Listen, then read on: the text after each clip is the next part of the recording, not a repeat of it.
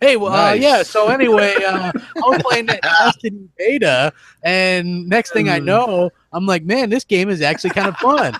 And Hellhammer was like, he goes, I don't know about that. He's like, that's what he kept telling me. I was like, no, it looks great. Um, uh, and I have to say, like, the graphics looked really good to me, and the game played pretty good to me. And the cool thing was, I thought that the 30 frames per second thing would be a real issue for me, but honestly, I guess since it was like felt like a really locked 30, like it wasn't bouncing all over the place and everything. You know what I mean? That it was fun. So, like, just my take on that. What about yours, Mooch? Like, I know you might have already covered that, but what did you think of what you played through so far? Well, then this is what we were saying a second ago, and I'll tell you again. The whole thing about it is this: if you're looking for, and I don't want to steal some of dealers, because I think dealers can have some good points. Is that if you're looking for something different here, that's not what Destiny 2 is. Destiny 2 is Destiny. And I think that this game really, really knocked it down. I took 4 months off. I don't know how much of this I'm repeating, but I took 4 months off from playing the game.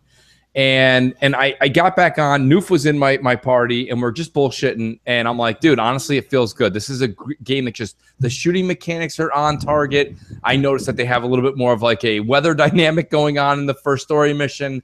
You know, a lot of it other than that was very similar, but man, you ever notice when you go away, dealer, you can relate to this. You go away to college, right? And I mean, you just spent 17 years at home, eating mom's cooking, having this, blah, blah, blah, this and that. All of a sudden you go away to college, you're living in a dorm room, you're eating like, I don't care, even if you got a decent cafeteria where you're eating in college or mess hall. At the same time, the minute you get home, you're like, man, this is the same plate mom made a million times over. It just tastes that much better.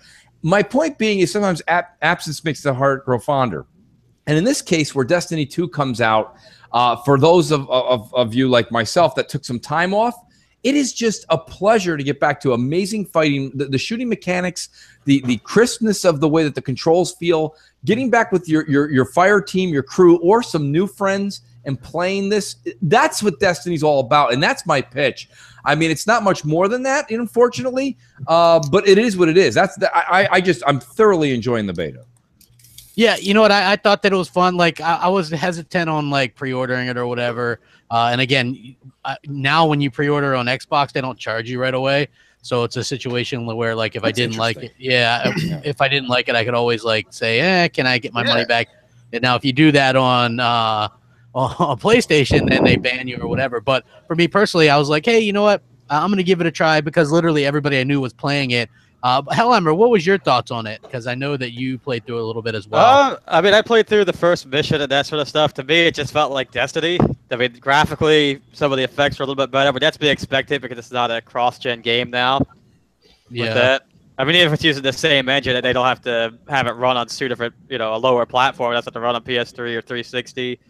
I mean, honestly, it was all right. But again, it had the same complaints I had about the first Destiny are going to be here, obviously. So yeah, I don't like the fact that they lowered the amount of multiplayer teammates that you have, and I guess the fire team is still 3. I thought that maybe they should move that up to 4. 4 feels like it would have been a little bit better to me. So I don't know. Just overall, I like what I played. That's kind of surprising, I know, but actually, I'm not hating the gameplay. It does kind of look like Destiny and plays like Destiny, but at the end of the day, I wasn't like totally turned off by it or anything like that. I actually thought it was kind of cool.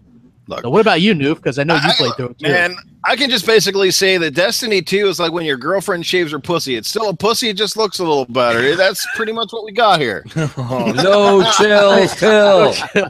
Damn.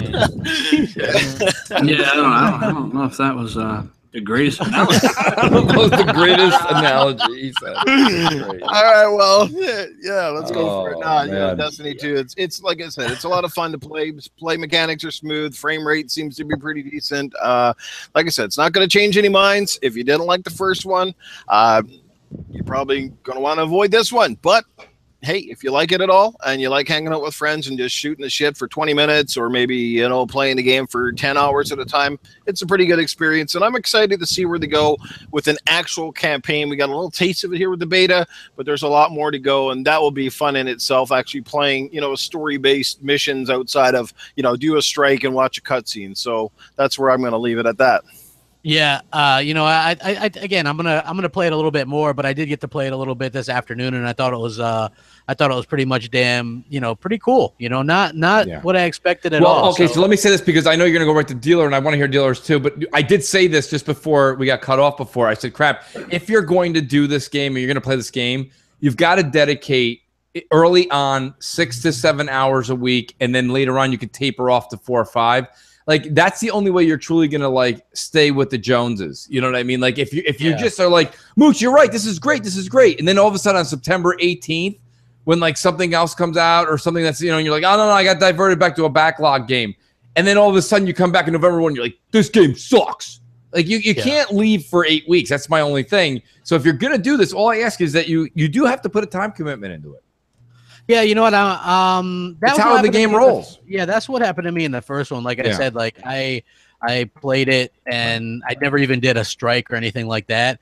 Just by the time, you know, those came out, which was I think 2 weeks after it launched, I was already done because the story was bad. But I'll say in the little bit that I played here, it already seems like it has much more of a story. Yeah. So I think that's pretty cool. That interests me. The gunplay was really good. The graphics, in my opinion, look good. But I'm hoping that the Xbox One X version, I saw you having a little bit of an argument with someone on Twitter about that. You know, if it's dynamic 4K on the PS4 Pro, then I don't see why it wouldn't be true 4K on the Xbox. And, you know, that brings up a whole other subject. I mean, just in general, I'm just being general here, folks. If the PS4 Pro is going to have the checkerboard, let's just say, okay? If they have checkerboard, then the X1X is going to get checkerboard as well. My point is this.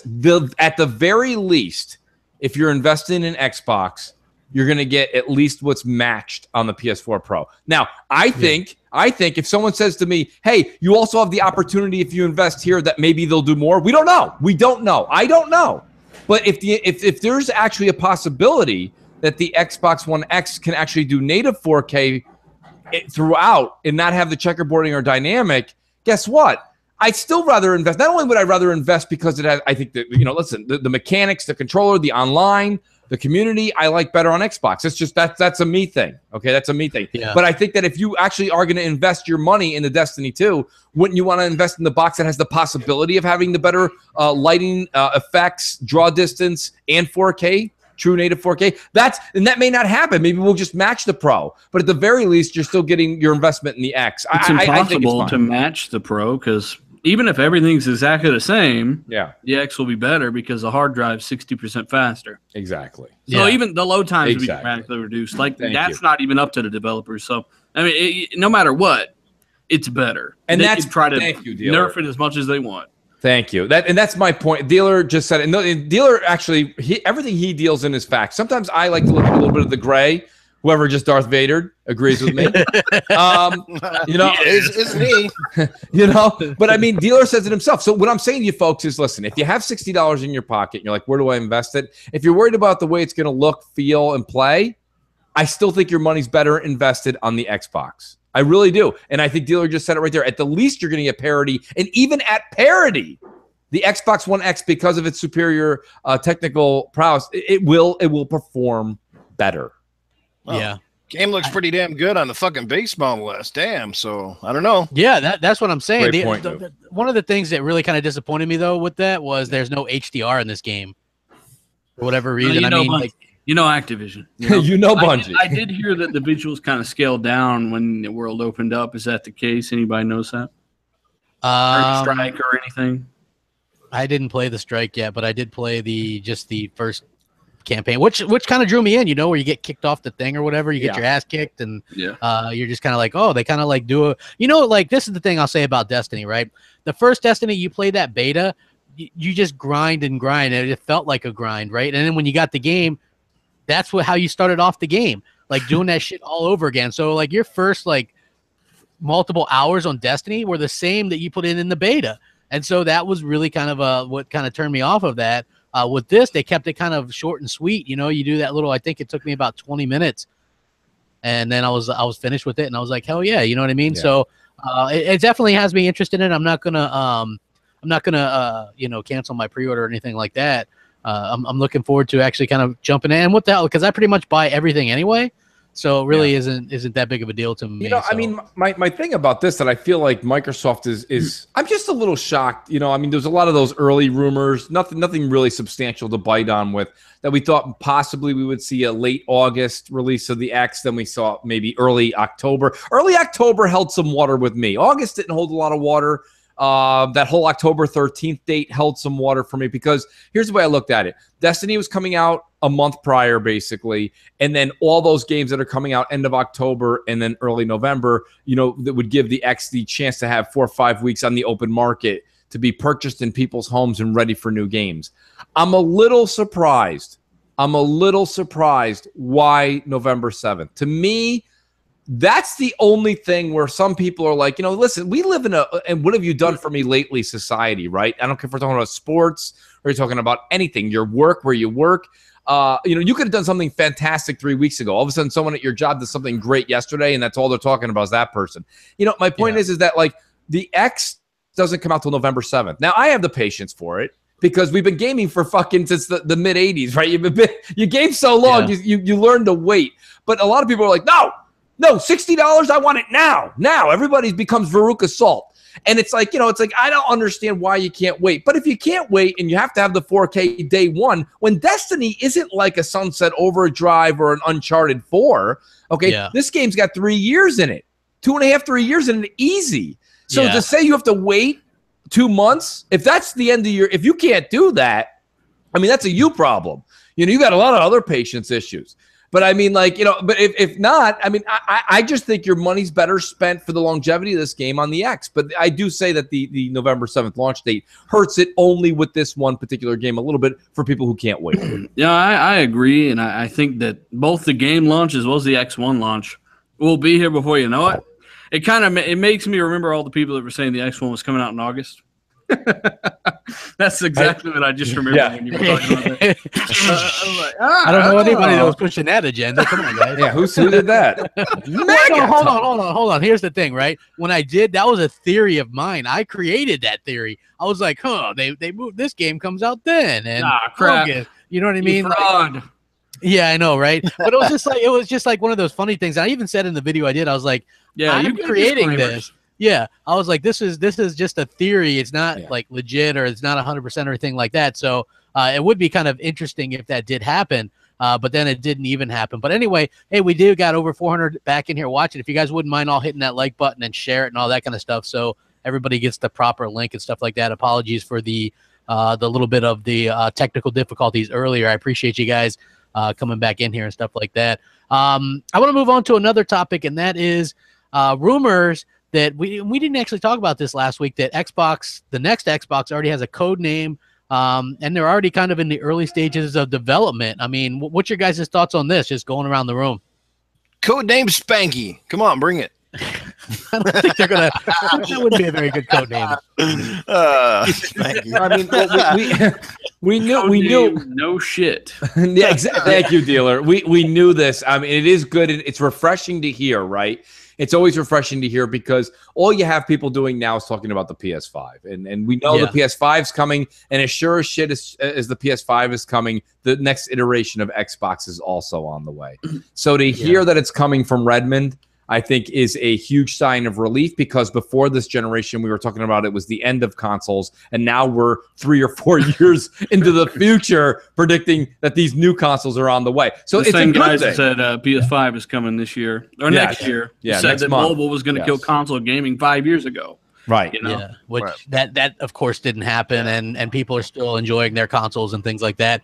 I like it for the fact that I think that Microsoft is really kind of how can I say it? Microsoft is really invested into the console industry, and you can tell that they aren't as flimsy or as flim-flam as people originally thought they were. You know, they're in it to win it. They're in it to be there for the long haul, and I like that. And I think that people people are starting to see that now. Remember how everybody was like, "Oh man, they're definitely leaving the industry, and they don't care about the industry, and they're going to sell it off to Amazon." That talk is dead.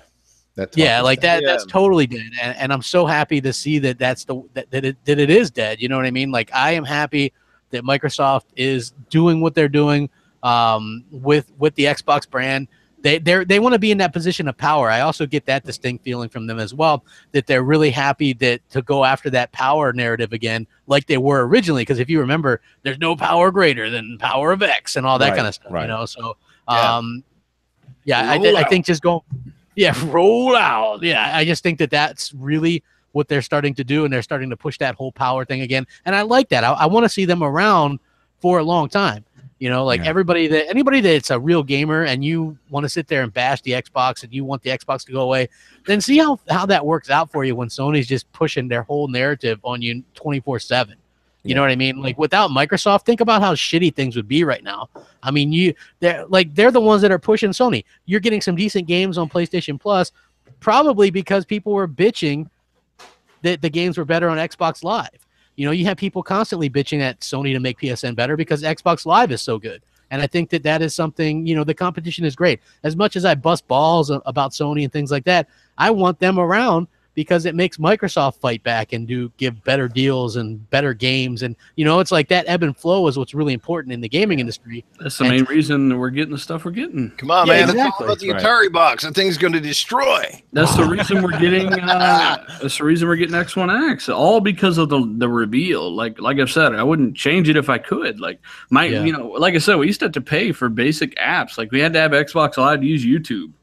Like that kind of crap, right? And all that's changed because of the 2013 events, and they're not quite the same that they used to be. So I think they've only grown from it. Yeah, exactly. They're doing so much better. Hellhammer, do you have any thoughts on this? Like already cranking some ideas for the next Xbox? Well, I mean, it's not really. I mean, it's just more of a. We already knew this was going to happen. As soon as a company releases a product, they've probably already got the one that's coming out after that in the works 3, 4, 5, 6 months prior to that. But they were going to sell it off, though. They were selling off Xbox, remember? I thought they already sold it off. Yeah, I mean, according to a lot of people. But Microsoft, that made no sense anyways to all those people, because then people not realize how much money Microsoft is making off of that. I mean, they're making more money off of that than they are Windows at this point. Yeah, I mean, you know, I agree with that, but I just think that it's one of those situations that people just, for some reason, want to see Xbox do poorly.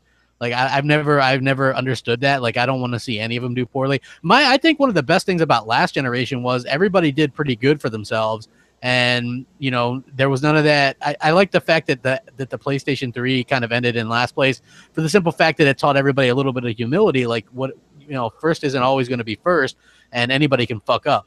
And they fucked up with the PS3, and Microsoft fucked up with the Xbox One. It's just people remember their fuck ups a lot more, you know, unfortunately. So the new Xbox, it's coming. It's just a matter of time, and hopefully, I mean, you know, some people are speculating the new console by 2021, but I personally hope not. I mean, I hope that we get at least 4 solid years out of the Xbox One X before we see any new consoles. You know, otherwise, it's just I don't know. We're just opening up a whole new can of worms. I think it will be a 4-year cycle, I bet you.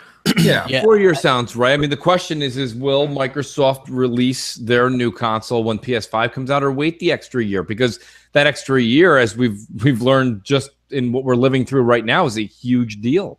It's a huge deal. Whether it be the technology that changes drastically in 1 year or the cost. It's one or the other.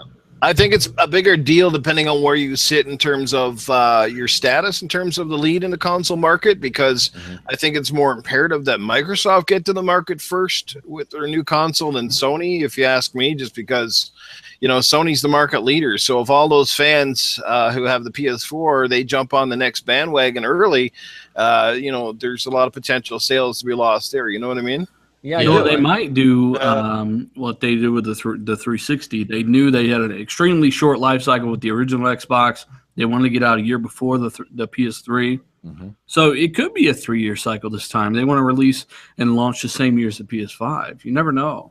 But that's still 3 great years of top-notch console. I mean, Microsoft can't afford to miss the train here, basically, with this, right? Like, if they come out and they wait for the whatever the next PlayStation comes out, whether it's the 5 or whatever the hell they decide to call it, I mean, basically by that point, Doof is 100% right. People are going to already make their jump and move over to that, and Microsoft's going to be stuck with the same amount of market share. Yeah. Yeah, no, that is a big deal. I mean, I do think that's something that they have to take into consideration. I mean, yeah, if Microsoft gets stuck again in second, they can't do that. And I think you see Aaron's tweets, I think they're really going to try to lock on and hone in on the power thing crap. I think that's going to be their thing. So I think that's what they're doing too. Just I just hope that they continue that, because it's clear that people really want them to do the whole powerful console thing. They like having the most powerful console, no matter who tries to change that or deny that. Like, one of the big selling points of the original Xbox was all that power that they had. Yeah, that was always Microsoft's selling point for all of their systems, right? Up until the Xbox One, was that they had the power. That was always the selling point, right? Power is what they sold all their previous systems on, and then they just, for some reason, decided to just give that up. Yeah, I mean, I don't understand. Well, okay, with the 360, it worked out okay because they had the console that was easier to develop for, and everybody was putting their multiplats on that. And I think that they're trying to go for that again with the X, and it should work as long as people actually do something with it. The 360 was actually underpowered. It just, like you said, it was infinitely easier to develop for. So you never saw the PS3's capability aside from like first party stuff, Naughty Dog or whoever. But that also comes down to comes down to engineering as well, right? Because it's the same way with, you could have all that raw power, but if it's impossible to code for, you're never going to see any of it. Yeah. I agree 100% with that. Okay, we're going to move on. It looks like the Xbox One X finally gets FCC approval. Well, for a part anyway. This could be the part that they were waiting for.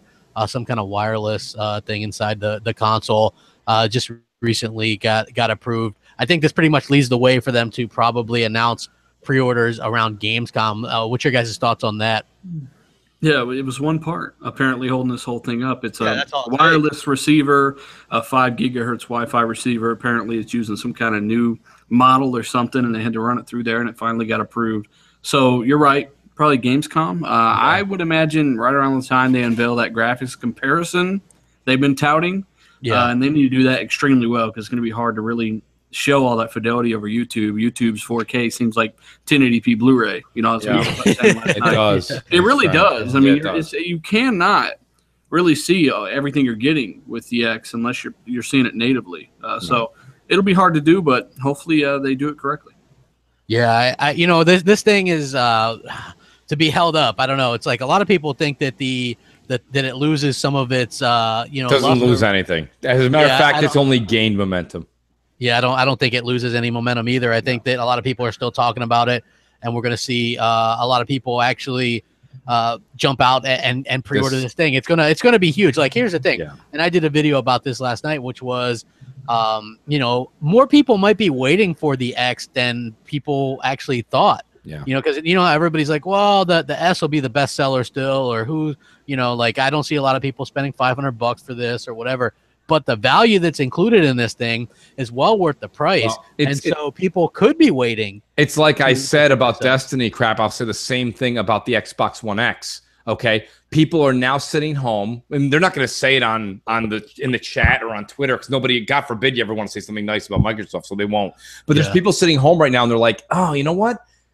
Whether this X does do what they say or not, there's a lot of people saying it's got tremendous possibility in just like upselling. Tremendous, right? It does, but it does. It's just, my point is that if people are going to spend their money, listen, people nowadays can't wait to go get the latest and greatest. Okay, it doesn't matter what it is. It could be TVs, it's cars, it's phones, it's everything in people's homes. I mean, people right now, you walk into new people's homes and they're like, "Do you see my new microwave?" Nobody gives a shit. Your microwave, but people buy everything that's new. This has got a possibility for a huge upscale from what we're usually used to playing and seeing as a console gamer. That's going to be something that's enticing enough to get people to take the first dip into the next generation. This is that first, yes, it is a mid-gen console, right? But it's the first time you get to put you dip your foot into the pool. You're into the pool of the next generation. I think people will spend the money.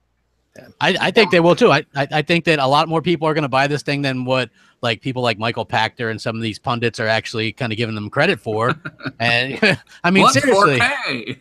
Yeah, what's 4K? I don't even know. Let me play my 4K Blu-ray on my PS4 Pro because I'm great. Why not just spend a couple $100 more bucks over the S and get 5 of them stacked on top of each other in power, just to name the power benefit alone. I mean, if you're serious about it, you might as well go all in. But the S is perfect for those that don't really care about that kind of stuff. So far, that hasn't really worked for them in terms of changing the NPDs. So hopefully the X1X does quite well. Yeah, I'm thinking so too. I wouldn't be surprised. Like I said, they're coming up with something big for Gamescom. Besides, we'll be able to get the pre-orders rolling. But I wouldn't be surprised either if there's not some sort of special launch package that comes with maybe several advanced games that are getting the Xbox One X enhancements. Probably not some of the new games that are coming out, but I mean some of the older titles that they can start to afford to give away that really show off some of the nice differential on the unit itself, that sort of thing. So I'm expecting something big, and I think Hey, Fiddly Diddly, I just wanted to say it's a bad time to get this stuff going because I'm getting tired of waiting for my Xbox One X pre-order. I almost got half of my money put down on Amazon Prime and they're fucking on them blow-up dolls. I was going to buy a whole pile of them, so they better get this stuff out or, my God, my palms are going to be raw sore. Let's get this going, Microsoft. We need that console. Well, I mean, you know what they can do, Crap? Instead of maybe including those older games that are getting patches like Witcher and stuff like that, maybe offer an incentive to those publishers to maybe include that in Game Pass because they're going to bundle that anyway. Yeah. So maybe, for a couple months you've got those enhanced titles in Game Pass, which came with your X1X as a bundle. It comes included most likely anyway. Did we lose Crap? Crap? You find maybe you found another chip in his computer. I don't know. Maybe you found another chip in that computer. Could be Hellhammer, you there? This delay has been brought to you by Pringles. It looks like we've lost our host. We've lost our host again. Hopefully they come back. We'll see. I don't know. Chat, what do you think? What games would you like to see bundled? Possibly older titles that are being enhanced. And keep in mind, games like Halo 5, they're already in Game Pass. So, you could get that game Witcher 3. bundle. Witcher 3, yes. Witcher 3 would be a fantastic game. Yeah, I mean, myself personally, I don't even know. I wish we would go back to the old days, right, Dealer? We used to actually have a game bundled in with a console. It's nothing like coming home, you open up the console, bang, you pop the game in this case, you digitally download it, and you get this instant gratification. Like, I just bought something, and wow, there it is. Those days have come and gone. I do get what you're saying with Game Pass and maybe putting some of those third-party deals in there, like Witcher, etc., just to give somebody the idea of what's going on. But I mean, I think everybody that's going to buy an X, for the most part, not everybody, excuse me, but at least 80% of people buying an X probably have Gears or Halo. They've or already Witcher. got a whole library. Yeah, right. Which is a cool thing people forget about. You get to bring all that stuff with you. So that's what's great, and that's what makes this such a big deal, right? I mean, this is backward and forward compatibility moving forward. So this is an easy purchase for people now. It's not like when we went in from 360 to the One. It's not like that anymore. We've gotten to it before. You're like, oh, now I got to wait. Are we just going to get remasters? What happens to my old games? Everything comes with you. So the day you go home with your X, you're instantly playing Gears of War 4 in 4K. I mean, there's something to be said for that. Yeah, and you know what, guys? Here's one really cool thing about the Xbox One X and having that extra horsepower is the fact that, I mean, so far developers really haven't been let loose to like, hey, let's push this thing to its max. You know what I mean? So if by any chance a PS5 does come out, say before the next Xbox, the Xbox One X may have enough, say, power and leeway that they could start pushing things a little bit if they had to kind of compete with the PS5 until the next Xbox comes out. Do you know what I mean? Like that's absolutely true. The comparable difference, or the demonstrable difference of the PS5 over the Xbox One X might be negligible at that time. I mean, because Sony has to remember how much extra RAM, how much extra processing power can they stick into a PS5 and still keep that console cost effective? That's another question. And more variable, how much do they need? Because you only need so much RAM with 4K resolution anyway. So that's really uncertain, tricky territory there. I know they're crapping them. Their internet caught AIDS, and who knows what's going to happen. But if we lose everybody, we apologize. We're going to kind of carry on as usual. Yes. I wanted to talk about Terry Crews. He's going to be at Comic-Con with the developers of Crackdown 3, and they're going to be talking about the game. Mooch, what do you think about this? Are you looking forward to this, man? Yeah, I am. I'm looking forward to it. I think that the game is going to be. I like that people are making it a little bit more underwhelmed right now, because that means it's going to have a little bit more of that shock value, right? I think it's going to have a little bit more of that shock value when all push comes to shove. I think Terry Crews showing up, them doing this whole spectacle, this shows you that they have some faith in the product, right? I mean, just because you didn't see the massive multiplayer destruction at E3, that doesn't mean that you're not going to be getting it on November 7th. Everybody has a plan. Everybody shows things in stages. I mean, look at Sony. Sony decided to show you the 2017 E3 in 2016, right? I mean, everything comes in waves, people. So you're not even lying there. That's the sad part, right? You know, so I mean, when people are like shitting all over a Crackdown 3 dealer, you know, my point is this, and I think this is a game that's going to be. Listen, it's a trademark game for the Xbox. People know it's associated with that brand. And the fact that they went out and got star power like Terry Crews, he's an entertaining son of a gun, man. That dude is entertaining as hell. I think he made the presentation at E3 with that Crackdown. You take him out of there, I don't know how I would have felt about that Crackdown showing. So they're going all out, right? They're doing Crackdown. Are we off? No, we're back. Oh, you rescued it. Woo! I'm in here. Nice save, brother. Nice save. Because that blue box popped up. I was like, shit. We were talking about Terry Crews saving the day, and kind of I would say I think that Terry Crews is really going to do a great job at Comic-Con showing up and doing this. It shows that Microsoft has faith in the brand. They're showing faith in the game. They're doing a spectacle. They're putting a show on at Comic-Con, and now they're going to be doing something in the retrospect of showing the multiplayer, multi-destruction in Gamescom. I think we're going to have an outstanding game when all said and done here with Crackdown 3. That was Dealer's point. I'm looking for that multiplayer trailer or some kind of demo. I want to see that cloud power destruction in action. You know it's got to be working because they showed it over a year ago. Yeah. So I don't see there being a problem there, but that's definitely what I would have ended E3 on, or maybe even began it with. Yes. You know, that's a massive destruction like that, not seen before on any platform. I would have done that, but hey, if they're doing it at Gamescom, that's awesome. Visuals aside, when you get your buddies going, you're having a couple brewskis at your house, and you're using a black hole fucking gun to obliterate stuff and bring down every building that you can pretty much see, and it's just absolute chaos and pandemonium, hell yeah, you are going to be liking some crack, man. I'm telling you. Yeah. Yeah. Yeah, I agree. You know what? I'm looking forward to the Gamescom stuff as well. Hopefully, I've heard they're going to show some of the destruction and things like that. But I'm also I'm a story guy too, so I'm looking forward to what we can see with the story and the Terry Crews stuff. I'm a fan of his to begin with, so I'm definitely looking forward to seeing what they have to offer. You know what I mean? And I like the Gamescom stuff. Like, a lot of people were surprised that they're going to be doing Gamescom announcements, but a lot of companies do actually do Gamescom announcements and stuff like that. And as far as the what is that, Comic-Con or whatever.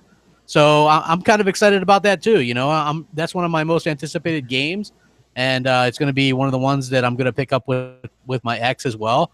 So yeah, it's definitely something. Well, here's something crap that that you don't have it on your list of discussion, but I'd like to get. And Noof actually brought it to my attention when we were playing Destiny 2. He kind of asked me the question. Listen, I know you're going to buy everything, you know, but my question is if you've got games like Call of Duty, right, coming out a week before or a week after, I can't remember which one's which one's coming out first. I think Call of Duty's first, then Battlefront 2. I mean, there's not a lot of people that are going to be able to buy, you know, Battlefront 2, Call of Duty, Crackdown, Xbox One X. The list goes on. Forza 7, right? That's a lot of money. Okay, let's not pretend everybody that's in the chat is, you know, the Rockefellers. Okay, so everybody's got to kind of make a choice. I guess my question to the panel here is: what game, if you're not buying all of them, which game do you buy and enjoy in the multiplayer aspect this fall? Which one do you buy? Where do you put your $60, folks? Where do you put I'd probably go Call of Duty. That was my answer as well. Yeah, you know, just because they did the boots on the ground stuff, and I'm so much looking forward to hopping back in that kind of World War II stuff. I know some people maybe wish they did something else, but I like the World War II stuff. and that single player looks good. It looks gritty. Yeah. The multiplayer, I'm all in. I'm all in. Yeah, the multiplayer looks fantastic. So I'm hoping that that they do a really good job with that. I some of the censorship, which I don't really want to talk about, like I wish they wouldn't go that route. With that game, but for the most part, like the game itself looks phenomenal. I'm really excited for it, and I think that it's going to be a game that a lot of people are going to enjoy. It's going to put Call of Duty back on the map. Not like that ever really went anywhere, right? But everybody's like trying to write Call of Duty off all the damn time. So as far as I'm concerned, it's going to be the game that's going to be there. There's no new Halo this year. There's no Gears, so I'll still play those. I mean, Halo's getting updates. Gears is still getting updates and maps and stuff. So I'm really excited about that. But I would say probably that and Battlefront 2. I'm going to definitely be putting inside, especially if they make that a little bit less noob friendly. Since it has classes and things like that. No more. I will say this about Call of Duty, right? They need to get over that season pass crap. Nobody else is really doing that anymore. Not even EA. It's like, did you guys hear that Modern Warfare Remaster is getting map packs? They're remastering Modern Warfare 2 and 3 maps, but you got to buy them. You know what I mean? Like $50 for the fucking remaster should come with everything. Yeah, because here's the thing: there's already not like 1 million people on that game, so let's go ahead and divide them even more by letting people who spend the money for the map packs. Which the map pack sounds cool. Like I liked some of the maps that are listed, but it's like you got to pay another 15 for that, and then another 15 for the other map pack. You know what I mean? Like to me, if you buy the remaster or whatever, you should get the content for free. I don't like what they're doing with that. But yeah, Call of Duty, just like I'm glad you brought that up because Dealer and I were having a conversation. I can't remember if it was on the air or not because we went off and on, but we were having a really cool discussion about story. And I'll say this much, and Dealer, you were like, Mooch, you don't really get into a lot of the games for story. That may be the truth in the longevity of the year over the course of many games that I play. But I will say this much: when it comes to Battlefront 2. I'm not saying buy and I'm not saying not buy. I'm on hold right there. I want to see the single player story and what they have planned. If that's as good as the fans, okay, it looks good. Hold on. Wait, you're not buying Battlefront 2? I want to see how good the single player is because I'm going to sound like you now. We're going to flip roles. Hold on. Why can't I like a game for story? But you choose that game to like for story, but it's going to have a bigger and better Star Wars. I want a good story on Star Wars. I don't know where they're going to take this. Is going to be insane, bro. I think that I have a fear, and I could be wrong. It's a fear. It's not a fact. I got a fear. Okay. I got a hipsters. I got a fear of of course I got a fear of hipsters. I stay far away from San Francisco. Listen, I have a fear that the multiplayer in Star Wars Battlefront 2 will still, just because they're giving you some options now, okay, and you can categorize, doesn't mean it's still not going to be that noob, goofy game we got a year or two ago. That was a goofy multiplayer, and I'm afraid you're going to get the same. It's only been 2 years, folks. Now they're going to throw this into throw. What level did you get to in the first battle? God, jeez, what a great question. I don't even know. 10? I think I'm level 35 or 40. But I don't even think I did not mind Battlefront 1 at all in terms of its mechanics. Did you like that you could play it with one hand while eating a sandwich? You could. You might have to use one of your feet to play too while you do that. But I mean, they stole some of the layout from Plants vs. Zombies, right? The right bumper, left bumper, yes. All that stuff, but a lot of that's remedied, and they got a lot more customization. And the shooting felt good in the first one. I don't care what anyone says. That game felt fun to play. It was a little limited with who you could play with. That was a negative. You couldn't squad up. They fixed that. The content was really limited. They fixed that. There's no DLC pass. They fixed that. It's got a story that actually looks like it'd be a badass movie. They fixed that. Galactic Conquest is apparently coming. Wait a minute, Dealer. That's not fair. You got your Star Wars fanboy showing. Listen, here's the thing. You can't come out and tell me that little glimpse you saw. Okay, there's been more story in this behind the story and all that. The little trailer. I watched. Don't get me wrong. You don't think that would make like a cool movie? Well, do you think Rogue One was Pulitzer? No. Oh, thank you. I like Rogue One. Rogue One was very good, but it wasn't Pulitzer, and I'm afraid that this is a subsection of Rogue One. This is, look, it is what it is. I'm not saying it's bad. I'm just saying I have a fear that this game is not going to be what the fans are selling me on it. The game isn't. You know. Well, let me say this real quick, okay? Like this is what, and I'm a big Star Wars fan too, but I will say this. Because I got into Battlefront 2 on the PS2 when that shit came out in 2005. That was like the big multiplayer game that I played that got me into like gaming with the clan and stuff like that. It was a lot of fun. Now Battlefront 1 when it came out, somebody's gonna take those words, crap. Gaming with the gaming clan. Gaming clan. I don't know why you keep saying that though. Yeah, because it's like your guild, whatever you want to say it. But okay, so we're just moving on to when Battlefront this one came out and I bought it. Like I liked it, but again, there was no in-game chat, there was no classes. That was kind of lame. Like you pay to win with that hand solo blaster for the first like month of the game. Just one shot, like pew pew, you were dead. But I had it, so I was good. But you know what I mean? There was a lack of content. The party thing was bad.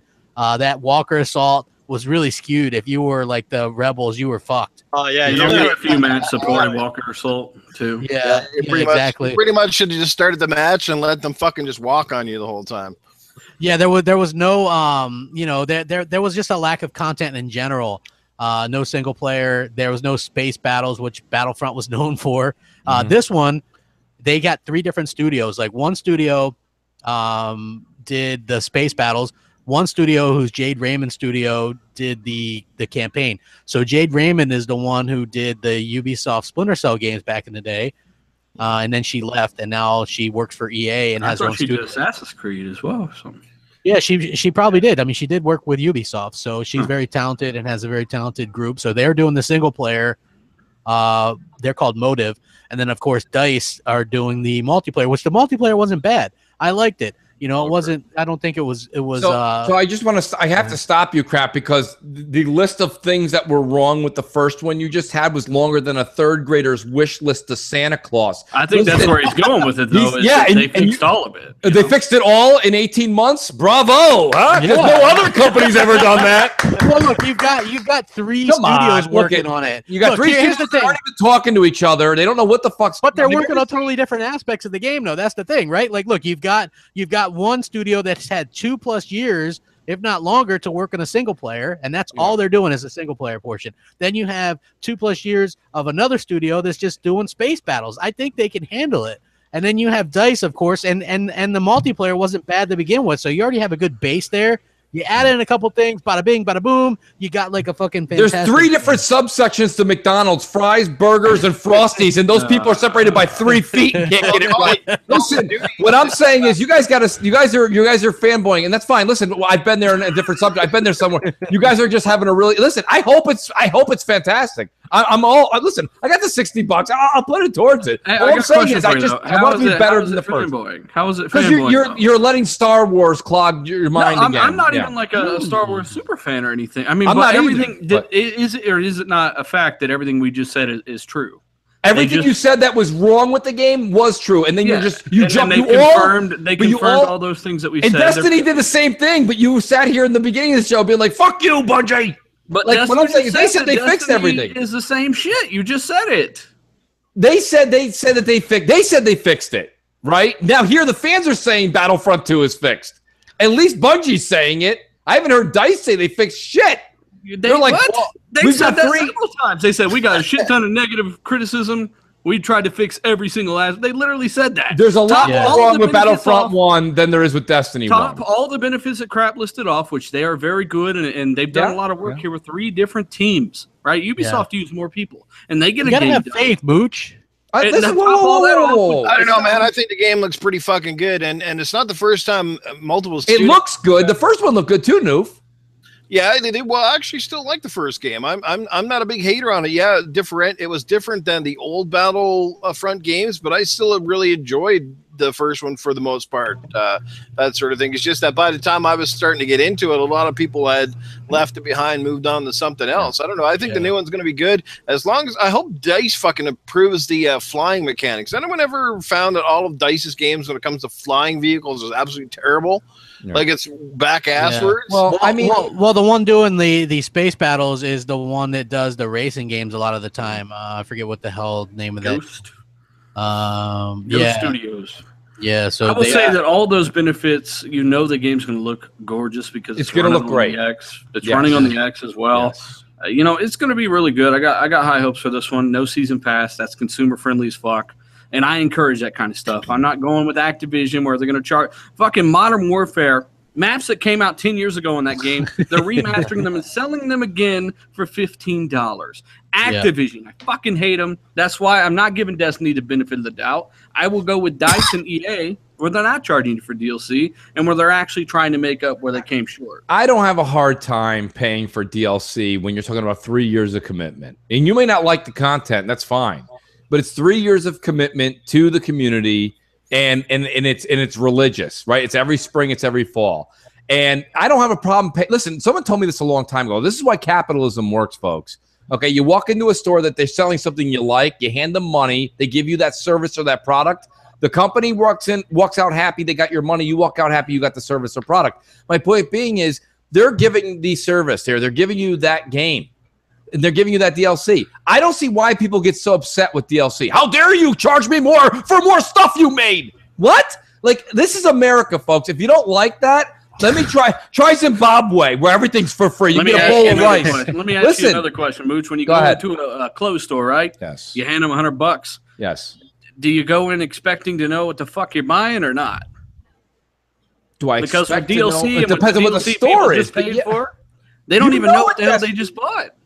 It's season pass dog shit. They don't even know what they just paid for.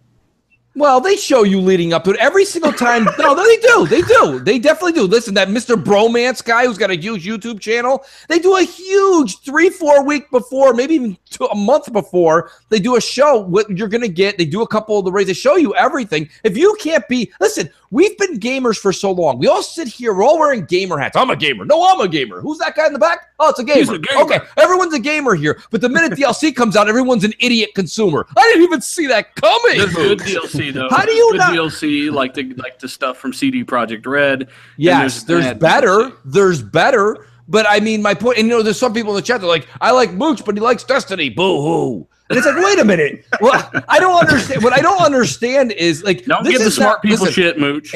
Right, exactly. If you ever come on a podcast that I'm on, I'm not going to be there singing fucking "Happy Shiny People" by REM. Okay, that's just not the kind of show. There's other shows. That's just not my thing, man. Like, I'm going to tell you about a lot of games that I like and a couple games that I don't. And Dealer's going to tell you about games that he likes and things that he doesn't. And the same thing goes for Crap and Noof and Hellhammer. My point being is that, like, that's what this show's all about, is talking about like the pros and cons to everything. And I mean, I do understand where Dealer's coming from in his angst with Destiny, Activision, etc. But right, more Activision. That's fine. That's fine. Wherever you hold your angst is fine. Myself personally, I just have a lot of reservations about Battlefront because I've sat here in many podcasts now and discussed with many different people all the issues with Battlefront, and we are all gamers. We all pay attention to everything. Everyone's reading the headlines, right? We're all gamers. We're all gamers, people, right? Let's all link up elbow to elbow. Okay, here we go. But at the same time, if we're all gamers and we've all been paying attention in the past, especially the past 4 years, don't you think it's a little suspect that Crap just listed 500 faults in Battlefront and everything's fixed with 3 different companies in 18 months? You guys don't think that's weird? That's weird. I think time restrictive stuff, though. You know, they rushed the first one. They did. That first one was really rushed. Yeah, you and they even admitted to it. They said we had to get it out for the movie. Exactly. I think you're defending it a bit, but that's fine. Hopefully, I'm wrong. And this is killer. Hey, Mooch, man, I'm counting on your ass to play that game with us, man. I'm gonna listen. You know, most likely I'm gonna grab that. All I'm saying that is, listen, but wait a second. Let's be fair to everybody for a second here, right? We can sit here on the panel and be like, why even discuss it? Let's buy everything. Let's play everything. Let's quit our day jobs. That's fine. But my point is like, we only have so much time, right? I mean, time is money. Time is of the essence. So my question originally, which led to a great debate, is just that, like, I was saying, when it comes down to it, it wasn't necessarily that I cared what I like to play or what Crap likes to play or Dealer or New for Hellhammer. It's like this fall, when it comes to a multiplayer game, those multiplayer games take time.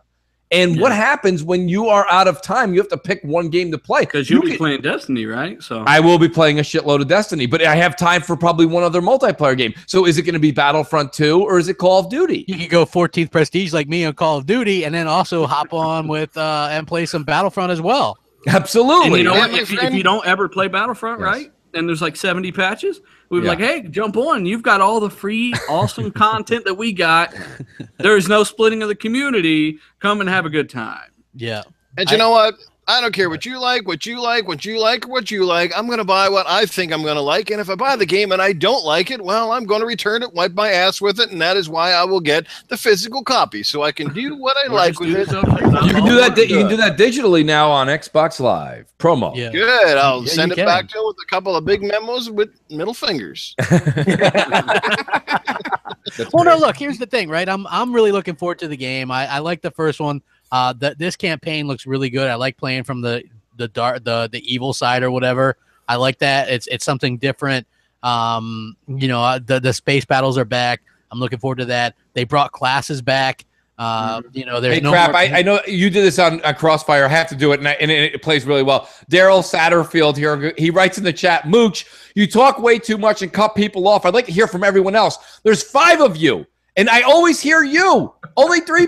He goes, Mooch, you're exhausting, but I do appreciate your input. I love the end of that. He says, Mooch, you talk too much. And by the way, I love your input and keep talking. Go ahead, Crap. My apologies. That was fantastic. First of all, that's what Mooch is here for. Yeah. Sometimes you got shit to say. Yeah, Dealer, imagine having me on the show, and then you're like, well, Mooch, I had you on, but what? You weren't even fucking here, bro. You didn't say a word. Imagine that shit. These guys are. I love the chat. Love you guys. Hey, yeah, go ahead and hit that like button for me, guys, because we had a little bit of the technical problems earlier, and I want to get the likes up. Let's go. Stop being assholes and hit that like button, because here I am, like, still trying to put on a good show, even though I lagged out twice and had to restart this damn thing. So, yeah, you know what? Okay, so let's talk a little bit about let's see, this Kingdom Hearts thing, right? It got announced.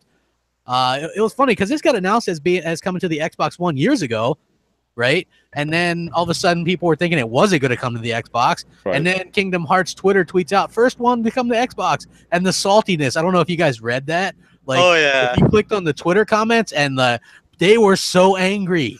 Yeah. Like, I've never seen so much anger in my life. Like, okay, Kingdom Hearts 3 is coming to Xbox One. Let's lose our fucking minds and flip out. They were so You know what's mad. crazy, Crap, is no one ever confirmed that it wasn't coming. They were the ones running around making shit up, saying that it wasn't coming. Can somebody please tell me, and probably half of the audience, what is Kingdom Hearts about? Because all I ever see is a bunch of Disney characters running around looking like a bunch of asshats. What is this game that people love so much that I honestly, just from a visual, have absolutely no plans on buying or playing ever in my life? I'm right there with you, and I'm curious to the same. I get the people they like what they like, but I'm right that's there fine. with you, Mooch. I don't understand it either, you know. Kingdom Hearts is like a JRPG, I believe. Yeah, it's a crossover of Final Fantasy and Disney characters. Disney World. Yeah, basically. Yeah, and what it is you're like trying to do stuff, and apparently this is going to enter, like, I guess they're going to have like Toy Story characters. They go to the different Disney worlds and stuff. There's different Disney characters and stuff like that. So I guess that's kind of cool. You know what I mean? Like, I haven't really played one. I own one from the PS2, but I never got around to playing it. Supposedly they might release the remasters on Xbox One, but probably not. They were just kind of like lukewarm about it because they were wondering.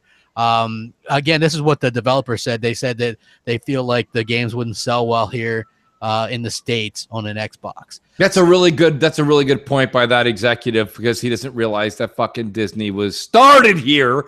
Listen, look, first of all, there's absolutely no reason. You ever see two people fighting in a bar or anywhere, and you don't know what's going on, but you know both of the guys? You're like, what's going on here, folks? What's going on? And you're like, this guy, blah, blah, blah. And you go back, and you find out that they're both arguing over something that's so petty. You reach in your pocket and you're like, like $10. You're like, here's $10. Get the fuck out of here. Listen, Kingdom Hearts 3 is like that $10 fight two people are having in a bar over a fucking dart game. Just take the Kingdom Hearts and run with it. Who gives a shit? I mean, who? I mean, this is ridiculous. Like, you see this kind of arguing. I understand that kind of bickering and the ridiculousness and the petition if you're talking about a game like Halo or Destiny or Gears or fucking Last of Us or something insane, or maybe, God forbid, like Anthem wasn't coming to one of the consoles.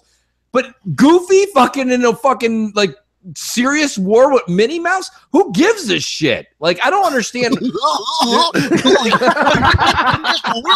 I mean, and it's like Dealer said, look, I want to say on record, if you like it, awesome, good for you. But the arguing over this, that's like arguing over Nickelodeon. Stop it, people. Stop it. It's ridiculous. Hey, I mean, look, go ahead, Elmer. I mean, the games are very popular. People like them. It's also got that nostalgia factor. Yeah, people who haven't gotten their driver's license yet. Go ahead. Well, I mean, it's not even that. It's got a nostalgia factor to it as well. Sure.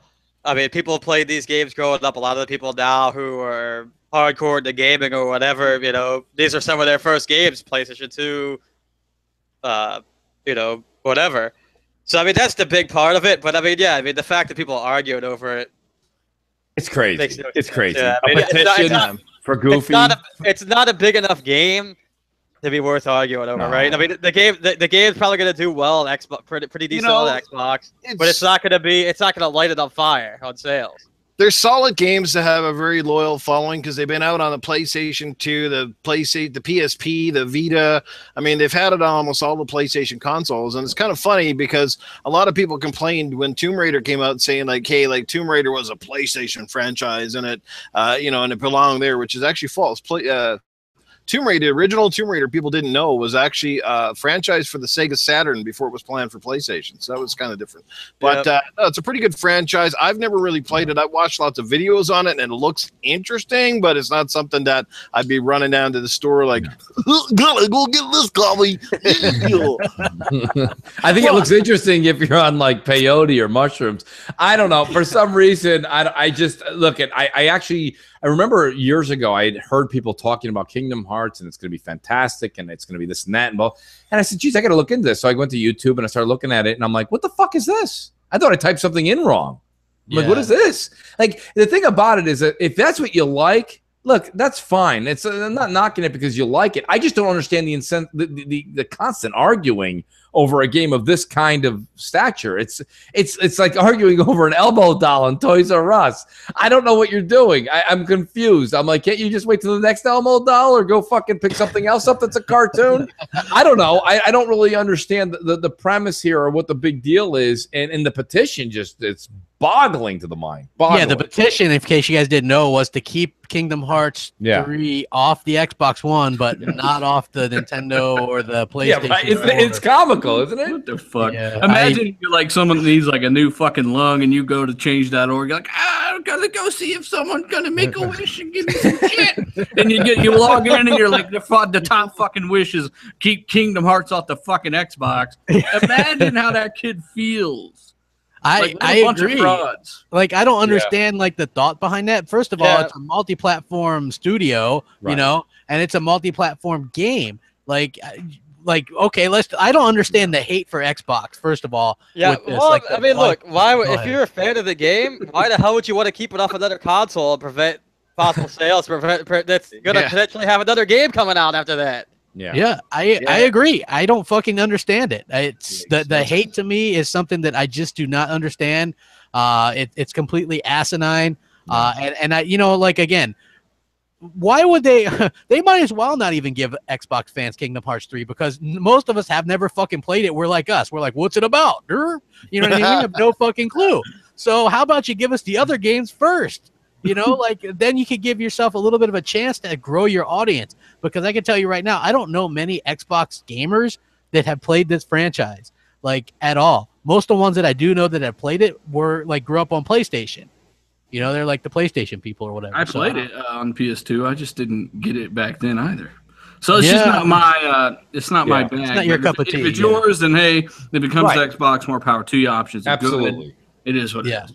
I agree 100%. It is coming to Xbox. So, I mean, if you enjoy it and you have kids and they're asking for it for Christmas, they enjoyed, you know, Kingdom Hearts 2, by all means, I think that's a fantastic thing. But to see people that are arguing over, like, you know, a goofy game, I don't know what the fuck is going on. Like, I can't even get involved. Those are the greatest Twitter arguments because, like, I can just actually, for once, I can sit back and eat the popcorn. Because I could give two shits. I mean, I don't. Yeah, I just thought it was funny that the PlayStation fans reacted like this, but we're always the ones that are so toxic and so bad and everything like that. You know what I mean? Like, you don't see us doing that when I don't know what the hell games go to PlayStation eventually. Oh, Rise of the Tomb Raider. Did we flip the fuck out when that did eventually go? You know what I mean? Right? Would we flip out if Dead Rising 4 goes a year after we've already played it and beat it? Like, I don't give a shit. You know what I mean? Like, yeah, it's a little different if it was like a first party franchise, like a big franchise that all of a sudden went over. Like, I can understand that people would be a little more annoyed, but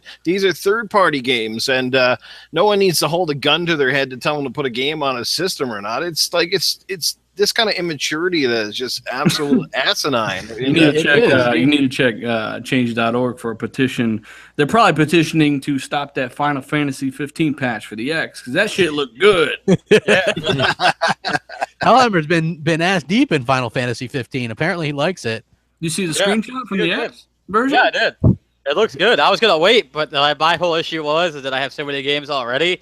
If I wait till the X comes out and there's even more games, I'm never gonna get around to playing it. Exactly. Yeah. Assassin's Creed Origins by itself, that's 100 hours. Yeah, I mean, I'm really looking forward to diving into that fucking game. Spider-Man PS4, possible graphical downgrade. This is funny, right? Because I did a video about this, right? Because I saw this article that ran it side by side with the previous year's and this year's, the suit doesn't look as good, and they added this blur effect or whatever, and it didn't look as good to me. So I realized Insomniac said there was no downgrade, but with my own eyes, I see it's not as good, because obviously whatever they had, what was supposedly quote unquote to them was in-game engine or in-game whatever last year. That probably wasn't PS4 footage. That was probably like something they just had on like a high-end PC or something, and so obviously whatever they have on the PS4 is going to not look as good, and that's something that Sony does a lot. So I just was like, that is interesting. The game could still be good, and I'm not saying the game looks bad. I'm just saying that there tends to be these real hype moments that Sony shows these games at E3, and then when you get them, they don't look as good. And this goes way back to 2005, even with Killzone 2. I remember them showing that at that E3, and it looked nothing like that when you actually got to it. They did that with a bunch of games. And they did it with even the Uncharted games, which still look good. But if you look at the E3 footage compared to what released, it's a significant downgrade. Even stuff like the hell's that damn thing with that guy that wears the beanie? You know what the hell I'm talking about, Mooch? Infamous Second Son. Yeah. That game had a huge downgrade as well, and people were like denied it or whatever. And I saw the video you did on that crap, and I think that's great. But the thing about it is this. Thinks it's great. Thanks. No, thanks, I do. I think the video's fine. Well, I'm just saying, like, I don't know. Whenever you mention downgrade on a Sony title or something like that, it's like it's utterly, you're just gonna get bashed for it. You can't say anything. No, it's great. It's a movie. It's a movie. It's the way it's supposed to look. It's Insomniac's a genius. Are these people great? Like, but when we had Sunset Overdrive and they're the same genius crew, they weren't genius. And I don't know. For some reason, it's just even though that game we were assured would have been 1080 60 on the PS4. Right. QTEs. Remember QTEs back when Rise came out? They were awful. You even had one of my buddies there, Adam Sessler, was like, all the QTEs is just driving me crazy. I can't believe it. Could you do less with two QTEs? All of a sudden, they showed QTEs throughout E3 this year, and he's just like, my God, I can't wait to sit there and bash my X button. Come on, man. Well, Rise was a good game, but literally every enemy you fought had a QTE. So I think maybe that was a little overkill. With Spider-Man, I think if there is any kind of downgrade's a strong word for me. It looks like something for the most part that could be a difference in display. You know what I'm saying? It's not that drastic if it is at all. I think could have something to do with the time of day change, maybe some motion blur added or taken away before. But I think if anything, they might have ran the first footage on a PS4 Pro dev kit or something. And this, maybe they've locked it in, but I wouldn't call it a downgrade personally. Yeah, I mean, I'm just saying for me personally, I think that it doesn't look as good, and with the blur effect, I think that the game probably. Yeah, I'm not a big fan of motion blur. Like I've always said that. Like I turn it off whenever there's a possibility to turn it off, and so the game could still be good. I'm just saying for me personally, I did a video based on an article, and I had some people message me like, "Why you gotta make stuff up?" I'm like, "Look, dude, I covered a fucking article. I didn't invent this shit. It's like right there. You can see it side by side." Yeah, it's like in the description. Look, I didn't fucking make it up, so people asked. Well, here's the problem, though. I mean, listen. I mean, the thing is, and it's hard to actually get into this on the show. Like doing it an hour into the show is that like you have to have almost a show dedicated to it and actually do your homework and research it. And I haven't done all that, but there's enough proof here. The minute Sony does anything, you've got IGN, Kotaku, people on Twitter, big YouTube channels, and then of course the Sony fan base that just all come out and they're like, "It's great." It's great. You know what I mean? Like, brilliant. 9 out of 10, even if it sucks. And you're like, wow, that's amazing. Wow, I can't believe all this. And the minute you comment on something like, Mooch, it's Spider-Man. Get a hold of yourself. And I'm like, what? Why can't I actually criticize something that I think is going to be a very mediocre game? It looked mediocre. If you're showing me the big show is E3. And that wasn't that big of a deal. Right? It was like the guy was like, and then you can hit him with a web from the side. And the guy's walking in and he just sucks to the side. And you're like, wow. And then I will say a lot of your initial criticisms weren't really well based.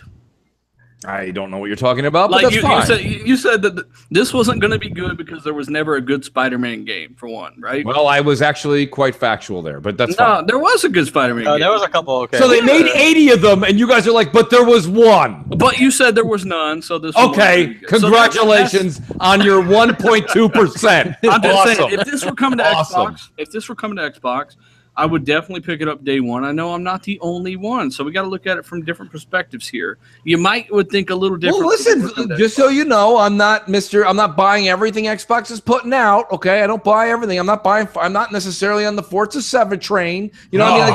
Like, I'm sorry. I don't like going in a circle 100 times. Listen, my point is this. Look, I'm. Did you kick him? No. What? You're not buying Forza 7? Kick. What?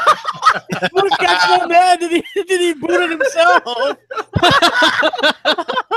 No, you can't buy the best racing game of all time? Come on. There's nothing but good racing games.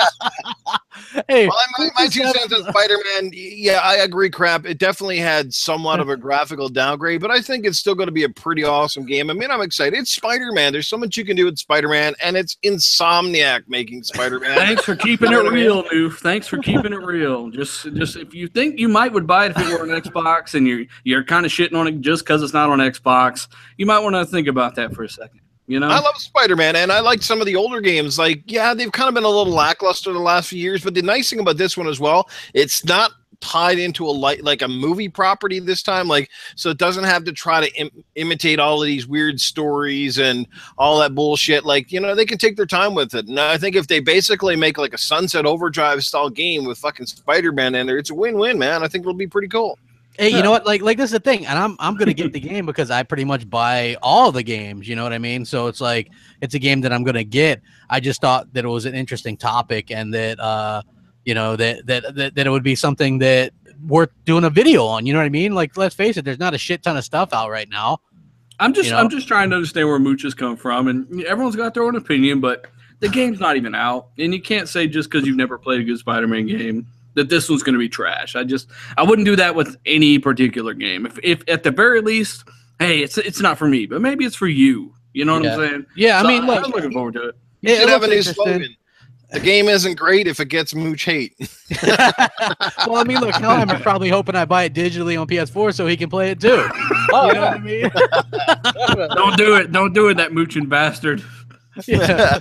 No, I mean, it's like, I mean, I'll probably get it. Come on, and then I can like give it a crappy review, and then tell people what's up. There he is, Moon. Hey, God damn it, Spider-Man, get the fuck out of my house. Listen, he's like, go ass off the podcast. Man, I gotta go buy that one goddamn Spider-Man game. I'm in fucking. All right, listen, no, it is what it is. But I'm reading the text and it's like, Mooch got kicked out. I'm like, damn it, I was getting to a good point. So it is what it is, folks. Okay, look, my whole thing is this, and I'm sure you guys were going off on something else, but Spider-Man is going to be great because it's got the nostalgia, right? That's going to do great. Battlefront's going to do great. It's got Star Wars. When you slap a logo like that, right? I mean, even a shitty fucking grilled chicken sandwich at McDonald's does well because it's got that fucking double arch on it. It just does well, and this is going to have that name to recognize and bring it through. All I'm saying is let's calm down, because when the original Spider-Man came out on this generation, not the original, pardon me, but the Spider-Man that came out this year, this generation, I can't remember what it was. It was Spider-Man 2, Amazing Spider-Man. It was a debacle between the 1080p and the 900p and the whole nine. Yeah, I remember that was one of the times that somebody we know did a 1080p smoke or whatever it was. Right, and that was funny, But my point being is that it is what it is, but at the same time, it wasn't good. And this is just going to be a graphically enhanced version of that. So I mean, look, I'll stand corrected if I'm wrong, dealer, but I just don't see this is going to be like the one from Beanox, Amazing Spider-Man 2. With better graphics. Is that what you just said?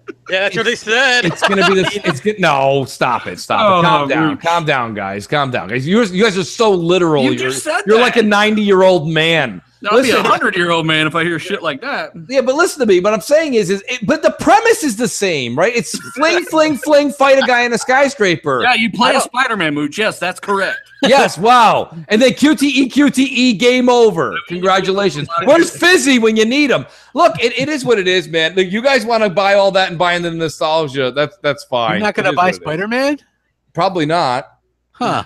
Are you going to try to mooch Spider-Man? What are you buying this year? Very likely. Well, Spider-Man doesn't come out this year. So. Thanks, I'm Sony. talking about like in general. I'm buying Call of Duty World War II, buying Crackdown, Destiny. So why are you buying Crackdown? Nostalgia? No, I have never, to be honest with you, I've played Crackdown 1 for about 6 hours, and I think the premise is good, but it was just so old. I would like to see what they do with it. I like how people are complaining because Crackdown 3 plays and looks like Crackdown 1, and then those same people say Crackdown 2 sucked.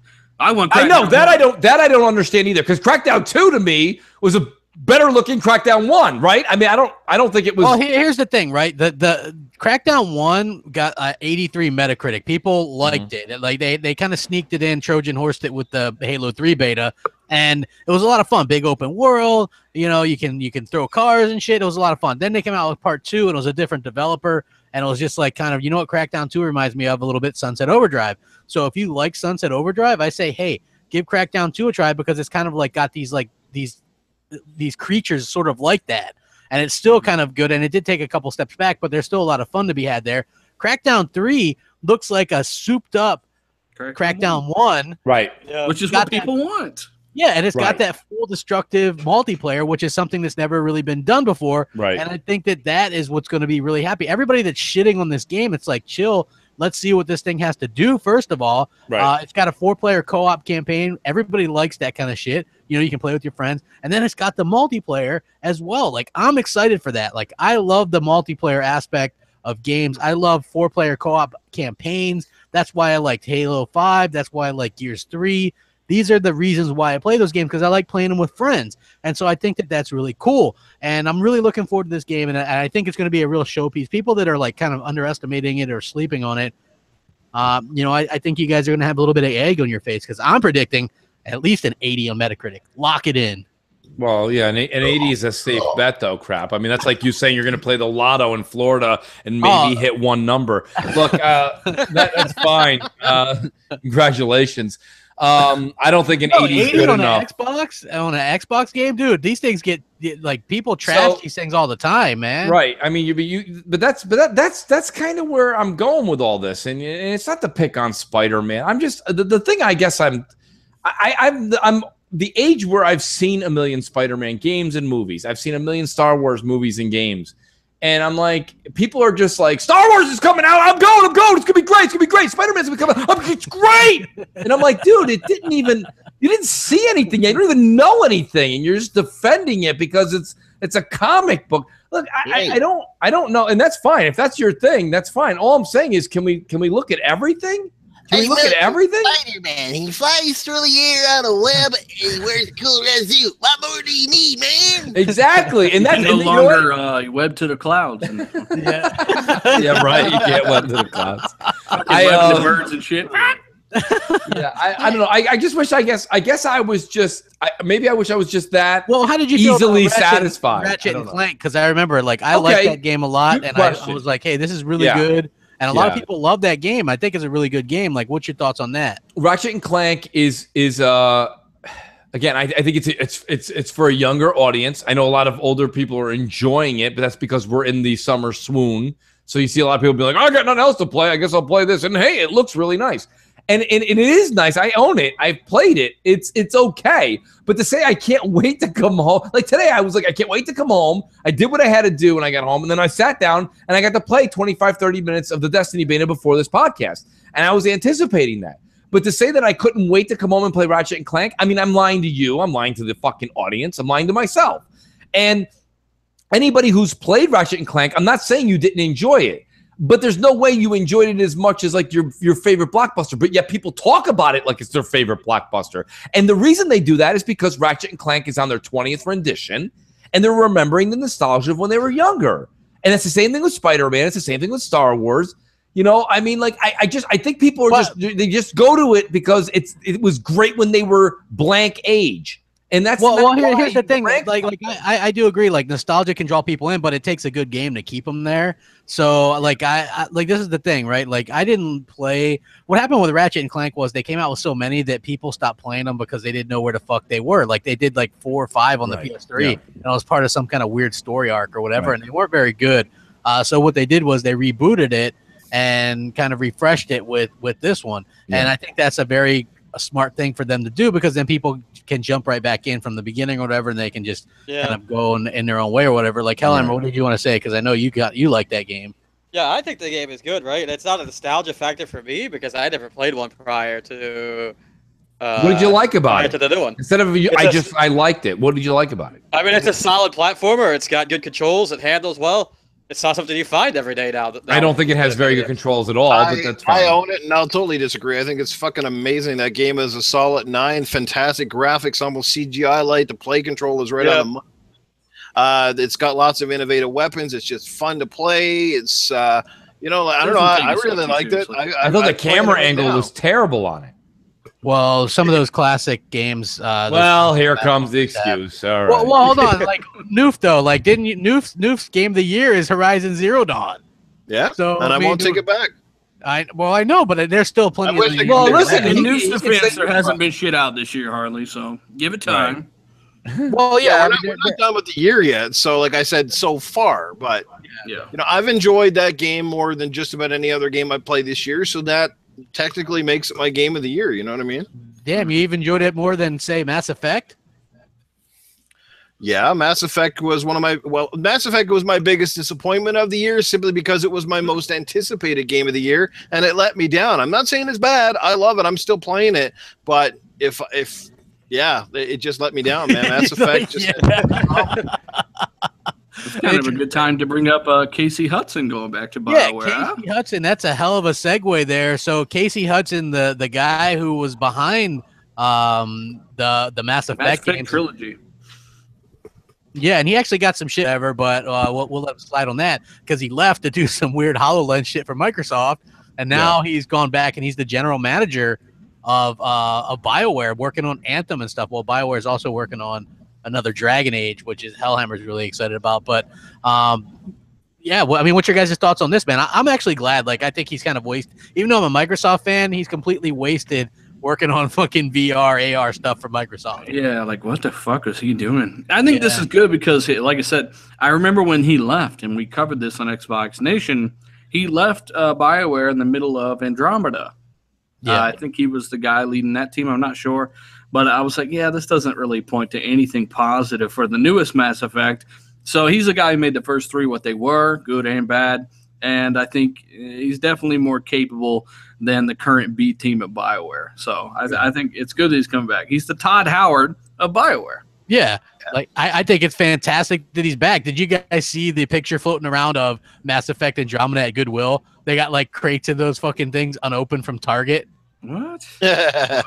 Yeah, it's floating. Maybe you guys see it on Twitter. I've been seeing it float around from a few different places. I don't know where it originated from, but somebody took a picture out of Goodwill. They just got these big stacks of both Xbox One and PS4 versions. They were sent to Target, and they're not there. They're selling them at Goodwill for $12.99. It's a 75, people, not a 55. I know. Like, I don't get it. Like, I haven't finished the game, but damn, like that. Casey Hudson, this is a good move. I mean, I'm happy he's coming back to BioWare because he was a huge part of the success of the first trilogy. I mean, he spent over a decade basically making those 3 games. And when you're that involved, I mean, something has to give. But their biggest mistake wasn't that Casey Hudson left and he didn't work on the last game. I mean, the fact was that they handed off their premium franchise to the fucking inexperienced dev team down in Montreal. That's like a Ferrari manufacturer saying that person who's going to build our next car is the fucking people that made the Volkswagen Beetle. Like, you know what I mean? It's totally different. It's going to be a bigger task. It's going to be a bigger learning curve. You just don't hand off something like that to a second-rate B team. Like, they're going to be good in time, I'm sure. The guys in BioWare, they'll be fine when they get more experience. But boy, that was a big gamble, and they had a lot of problems. If you read the articles on it, I mean, they basically had to restart from scratch, I think, halfway through or some fucking thing. So yeah, I think after seeing Anthem, though, I kind of understand why they put the A team on Anthem, and we've seen what that has turned into. They knew as big as Mass Effect is, Anthem has the potential to be bigger. Hey, you guys just got tweeted that picture from TLR9 on Twitter. He tweeted us the picture from the Goodwill there. I just found it. I saw that. Yeah, it's like, wow. So here's my question to the panel, except for Crap, because Crap said spring of 18. I don't think he's right at all. Isn't Anthem coming out holiday 18? No, I heard spring of 18. I'm definitely sure whoever that source is, you can rip that up. Holiday is what that doesn't make any sense. Crap. Why would you have the game of that stature? I mean, that game was the ending game show on Microsoft's E3, and it was the premiere thing they showed on the E3. Okay, well, hold on. Game of E3, right. Okay, here's the problem. Shortly after the Anthem teaser trailer aired, the game stated that they would launch in spring 2018. However, this was retracted by the time more footage was shown at Microsoft conference, at which point it was restated that it would release, in fact, fall 2018. So I wasn't wrong in the fact that they announced it for spring, and then they changed it to okay. fall I was going to say, but when you afterwards. said that, I was like, there's no way. I think they put 18 on accident. Spring 18, they meant spring 19. I think it's going to come out next year because supposedly it's been in the works for 5 years. Yeah, well, since Inquisition, it's the same team who made that. So, yeah, that's true. And that was a game I liked that game, except for close a rift. Now go close another rift. Now go with your people. All right, now this one's tricky. There's a rift inside of this rift. You need to close both of them. Go close a rift while closing that other rift inside of a rift. And I was like, okay, this is weird. And so I never actually got around to finish it. I like the game, but again, the whole thing is I'm old. And so playing these games just I don't know. It's getting difficult to play these longer games. I don't know. I mean, I like it. I'm looking forward to more information on that on the new Dragon Age game. But yeah, hey, Hellhammer likes Dragon Age, man. That's his thing. He didn't even get into Mass Effect. I'll tell you a little story, right? He had never played the Mass Effect series, and this is when I think all 3 were already out. And or maybe the first 2 were out. It was the first 2. Yeah, and I was like deathly sick. I was like, I stayed home from work. I was asleep. So Hellhammer comes in my room, goes over to my game collection, just grabs Mass Effect 1 and 2 and goes and plays them.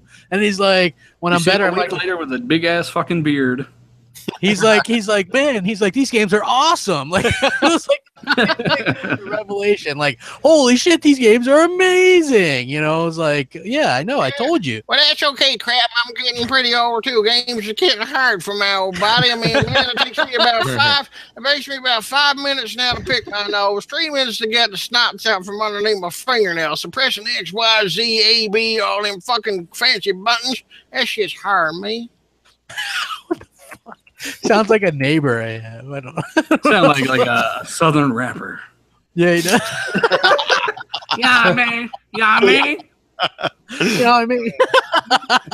Hey, so anyway, let's see. We've got a few more things. Oh, I wanted to talk about the Gamescom thing. They're not doing a traditional press conference, but they are doing some streams, and they are going to have some kind of show on Mixer that they're hosting. What is your guys' thoughts on this? I'm not totally against them not doing a traditional press conference. I just hope that they do show some cool stuff. I'd like, again, show the destruction stuff for Crackdown and let people chill out a bit about that shit. You know what I mean? Yeah, like let that. me watch this shit live on Mixer in 4K. I don't care if they do a press conference, as long as the gameplay footage and the stuff's there. Yeah, because at Comic-Con they're doing more of the campaign stuff, and then so of course at Gamescom we're hoping that they do more of the other stuff, because that's what I want to see. I want to see like a bit. I can understand why they chose to show. Again, I think you're right. They could have been cool if they would have came back and showed some more of the destruction. But I'm glad that they did show some of the campaign, because a lot of people were kind of curious about that as well. So I'm glad that they kind of showed that, and then they got like the Terry Crews stuff. I'm really excited about that. Like he's a playable character and all that good stuff. So, you know, it is a little bit weird, but I don't think that they necessarily had to, you know, if they do at Gamescom, they don't have to do a traditional press conference. Just show that shit, show some of the stuff that they've already showed, but show a little bit more of it, you know, show the destruction of that, show some more Forza. They announced Forza has over 700 cars, and they've already announced 167. Do you think it's funny that they announced more cars already than GT Sport has in total? That was intentional. I think so too. They announced they wait till you see the list of race cars. Yeah, I know, dude. They got like all they was like some fucking Ferraris and shit. These cars are really nice, and I know that that GT Sport was one of those games that people were like, oh, what's their whole advertising thing now? It's like, don't collect cars. Yeah, that's it. They're damage controlling. That's what their new advertising thing is. Damage control. Don't collect the cars. racing game has become about collecting cars and not driving them. For one, that's not true. You never said that when you had the most cars. And now that you've got 140 and 15 tracks after 5 years of development, your first commercial damage control is your lack of content. Not only do you have less cars than everyone else, even Project Cars 2, but you have no customization in regards to the upgrades. Every car you have, to my knowledge, is a race car. And if that's not true, there are very few commuter cars, production cars, and you can't upgrade them with parts. So you're not even in the same league. And that's not even starting with your visuals and your physics. You're not even close to close. I agree 100%, man. Even though Mooch is going to get Forza 7, because I don't know why. Listen, if I get it, it's for the graphic. I want to see what the X has. I mean, but at the same time, I didn't buy 6. I didn't buy 5. I didn't buy 4. I mean, what do you want? Oh, you hurt me. Sorry, guys. I drive all day. So good. I know. I drive all day. I drive all day. Like, it's just not. Like, I a chance to go unharmed when you slam into a wall, though, Mooch. Yes, it is. I can also drink and drive legally when I do it that way. Yes, thank you. Hey, but you like Forza Horizon. Forza Horizon's a good time. Absolutely. Well, the open world thing. I mean, I do. I enjoy that. You can like. I like, believe it or not, the best part of Forza Horizon is going around hitting those fucking those wooden crates that are around, and they're like, you're only 6 behind dealer, and I'm like, oh, I gotta find 6 more crates. You know what I mean? Like, I gotta hit these extra fucking bonus boards. You know, like I like that. And then the Hot Wheels expansion, which, you know, it gets a little bit more into the person that's not into cars. Like, I love luxury cars, right? I love them. But I like buying them. I don't like building them. So like that's not my thing. But at the same time, I think it's fun to like be able to drive around in an open world and just goof around. I don't know. For some reason, just driving a track, that doesn't do it for me. I will say this. It's gorgeous. I think Forza is definitely the king. There's nothing better than Forza right now. So I'm not going to bash you for that product. Not at all. Not at all. Yeah. It's the premium racing simulator. You need to get that game just to show off in your 4K fucking TV. That's it. That's why I kind of want it this time. Is because when we were younger, right? You went and bought your SNES and you got Super Mario World in it. Like that was like, holy shit, I got to see what this new console does. That game for me personally, because it's just it's the showcase. That's the reason I might purchase this one because I want to see what it's got. Yo, Sony, I just wanted to tell you that Super Mario Kart the Super Mario Kart 8 game has almost got more cars in it than your game. So it's time that you stop. In Mario Kart, they can use the mushrooms. You guys going to stop smoking the mushrooms. Give it the program. Make a better game. That was definitely 2017 Arnold when he took over The Apprentice. It was that was older Arnold. A lot of mushroom smoking. Yes. That's great. That was really good, man. So Xbox is spending a little bit of money on marketing. They're now the official console of Real Madrid, which is a soccer team. They're a big time soccer team. 5-time champions or whatever. I made a comment today. Maybe 200-time champions. Who gives a fuck? That's what I said, dealer. I agree, but maybe. Apparently, they're saying a bigger You're appeal. botting a little bit, crap. I'm botting. You're botting. I don't hear him. I don't hear any botting. You don't hear anybody? Okay. No, I mean, listen, I actually got, let me tell you what I found out today, because I made a comment just like Dealer did. The minute I saw that, I was like, who gives a shit? You know, and then they were like, well, no, Mooch, you don't understand. This is something that's very, very big in Europe. And I said, well, in my opinion, if you're gonna tell me and I know soccer is big in Europe and around the world, but myself personally, I would rather see Microsoft purchase the rights back to FIFA 18 and put it into game mode versus just having do you realize that the Seattle soccer team they have the official Xbox logos they're wearing? Like Aaron Greenberg and 8 other people give a shit. Like nobody cares. That money could have went towards anything else. Traditional, good old-fashioned commercials. Yes, Real Madrid that was probably a very expensive deal. So I'm not arguing with you guys that all say that. Like it is a very expensive deal. But like Dealer just said, that was primetime television commercials. That was maybe locking down Battlefront 2. Yeah. That was like locking down marketing rights for a game. Like whoever's doing their marketing. Whoever's doing their marketing has bought one of those fucking contraptions where they sleep upside down and too much blood's rushed to their head. There's something wrong. There is something wrong in Redmond. Get that freaking Redmond. Can somebody please move Xbox to New York? Please. Please. Well, you know why, right? You know why? Because Real Madrid is huge in Europe, and football or soccer, whatever you want to fucking call it, is big in that side of the world. And so buy FIFA. And they're trying to, yeah, I get you. I don't know. Well, obviously Sony beat them to the punch with the marketing on FIFA for whatever the hell happened. So I guess they're trying to go with the next big thing. And I guess Real Madrid is a major market, like across the board for like ratings over in that side of the world. Yeah, but that's what I'm saying there. Yeah, but who cares? Like the thing is this: like somebody was like, "Well, Mooch, you don't understand." Okay, let me put this into other layman's terms. Okay, Microsoft Xbox has the Madden marketing rights, the Madden, the NFL Madden game, okay? If all of a sudden they drop the Madden game, but all of a sudden Tom Brady is going to wear a fucking Xbox hat at news conferences, it's not the same. It's not the same. No. It's not. Because all you're going to see on those jerseys is the Xbox logo, right? Yeah. You know what their number one problem this year is? They need to let people know, hey, unless that jersey says every single game runs better than this shit now, right underneath the small print, right? I mean, that's their problem. The perception. Yeah. They need to get that out there, and that's Jamie where Moran, who's in the UK, says hundreds of millions watch their matches. That's fine, but people know that Xbox exists. They now need to know they have a new console, and it's better than everything else. And that doesn't get that on a jersey. I agree with that. I agree with that. Unless you can, unless you can put that on the jersey, I don't know. But it is interesting, nonetheless. This is basically a waste of money for Microsoft. Honestly, I think it is too. I really do. I don't understand. Yeah, I just don't see. Probably like Microsoft wanted a lot of money. If they just want to throw millions of dollars away, I have an open wallet over here. I mean, I can advertise it better. Soccer marketing and remote control can opener research, the bane of billion-dollar corporations. I guess you're right. Real quick, I want to speed through some of these. Telltale Games announced some new games coming. Wolf Among Us 2, Walking Dead Season 4, which will be the final season next year, and the new Batman Telltale games. Are any of you guys Telltale Games fans? No. Yeah, I like them. Okay. I like them. There's an easy 1,000 gamer score in each of these. I'm super excited for the new Batman and the new.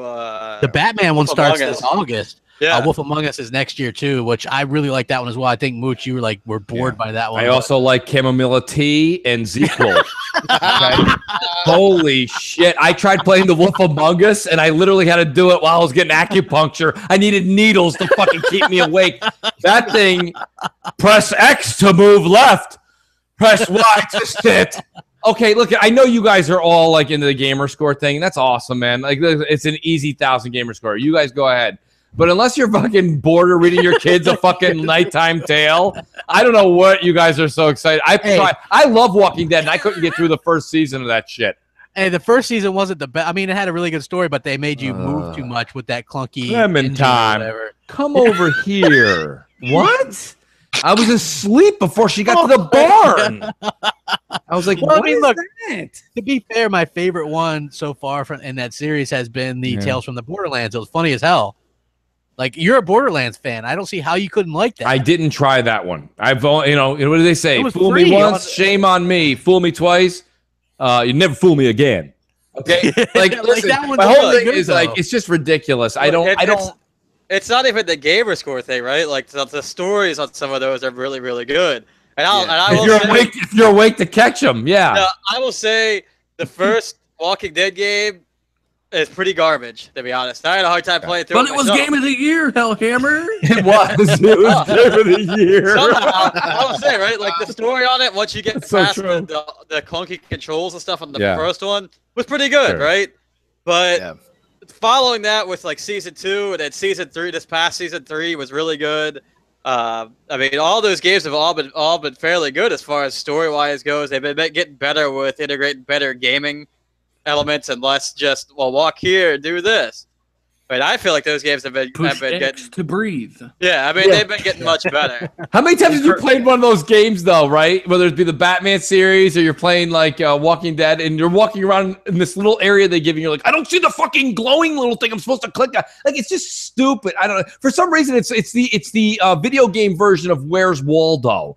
You know what I mean? It's like you walk over, you press a button, and then it activates something, and then you sit there. People are like, "This is amazing." Mooch, have you fucking paid attention to this? And I'm like, "Pay attention to what?" I mean, it's. I don't know what you guys are talking right now. When you guys, it's not for everybody, Mooch. I think that's what you're trying to say. It's not for everybody. While I'm playing it, I also hear the Peanuts teacher of wah wah wah wah wah wah wah wah wah. I don't know what. I like the games, but seriously, the people that get like really worked up over and they're like, "Oh, this is the best thing ever," and it's like Game of the Year. Right. Like these are the same fucking people that thought Everyone's Gone to the Rapture and PS4 was this fantastic game. It was a fucking walking sim. It was boring as shit. Right. Yeah. You know, Journey, those games that get all the fucking high accolades, and you do literally fucking nothing. Like, you know what I mean? Like Gone Home. I mean, look, the games themselves, they obviously none of them deserve like a Game of the Year award or anything like that, honestly. Right? But they're interactive comics. Yeah, they're a good game. You can sit down and play through an episode. If it comes out, an episode every couple of weeks, it's an hour long, whatever. You play through it, you put it away, you're done. Hellhammer, as you sold that, I fell asleep. Listen, I don't understand what in the world is the appeal to this. Like, especially that. It's one thing when you say, dude, the entire collection's out, episode 1 through 5, play them. I get it. But like to play just an hour of it and then wait 2 weeks, like that is mind-boggling numb of a game to play. Like it is just so. I think this is the last season too, Mooch. So you got to get in on this action. I gotta get in on that. I mean, you still saying, man? Come on. I don't know. Full price because it seems like every one of those games has come to the free thing so far. Dealer said it best. Look, you guys don't understand. Maybe I should start doing what everybody else does before a podcast or a show and give an actual explanation. Like a lot of people ask me, Crap always sets me up. He's like a great volleyball setup, and I spike it. All right, listen. There's certain things I like and I don't like. I'm not gonna just tell you something because, like, all these games. People are like, I'm a gamer. I love games. I like games. I game. Okay, great. That's awesome. Xbox is my preference, but I'm not gonna get in fights over it anymore. Yeah, I'm neutral, and I'm a douchebag. My whole thing is this. I just want both teams to have fun. Look, there's a guy in the chat tonight. He was like, he's like, Mooch doesn't even like any PlayStation games. I mean, I don't know if you follow me or you don't pay attention. There's a lot of Xbox or PlayStation games that I really, really like. Last of Us, he's a huge big Last of Us. Last of Us 2 comes out. I'll own it before most Sony fans. I like it. I like certain games. He's a big PlayStation VR fan too. Not at all. Don't let him fool you, buy folks. That trash. Don't let him. But anyways, I think that like you have to understand when Crap or Dealer or anybody new Hellhammer, when you guys ask me a question, I'm going to tell you how I really feel. And I'm sorry. There's how many games come out in a year, Crap? I mean, do we even have a figure to guess? I mean, 300. I'm talking like indies, everything. Like there's a ton of games. Like, so when somebody says something, you can't. Anybody that just, if you ever listen to any show, and they're like, I love it. And they're like that too. That was my darling. I like it. That was really something. Like if you're listening to that, I mean, you might as well just listen to AM radio at 7 a.m. and fucking it's the same reason I took a big old shit on Destiny 2 earlier. You like right? Exactly, like absolutely. And it was fun debating with Dealer, but I'm not going to be like, I'm gifting him Destiny 2. He must play it. He's a gamer. Damn it. He must play Destiny 2 to see how good Dealer's it a is. gamer. You must play it.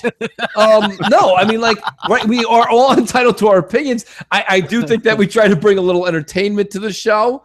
So, you know, for you guys that are like, Mooch, how can you not like Telltale games? I don't like pressing X for 2 hours. I'm sorry. I get why you wouldn't like them. I get why anybody wouldn't like them. For me personally, I like those games to me, and I don't like wait until they're all out, and a lot of people do. I like them because you can play. It's something where you can just chill and play for something for an hour and a half, 2 hours. You get 200 gamer score. There's crossword puzzles too, folks. Yeah. I understand that, but I ain't getting no gamer score for no crossword puzzles. I'm just telling you. Hey, I even with it. Yeah, like I really like the stories with those too. Like even Minecraft story mode. Yeah, the second season came out of that. I like that too. You know, you'll probably get it for your kids or whatever. But I thought it was pretty damn cool.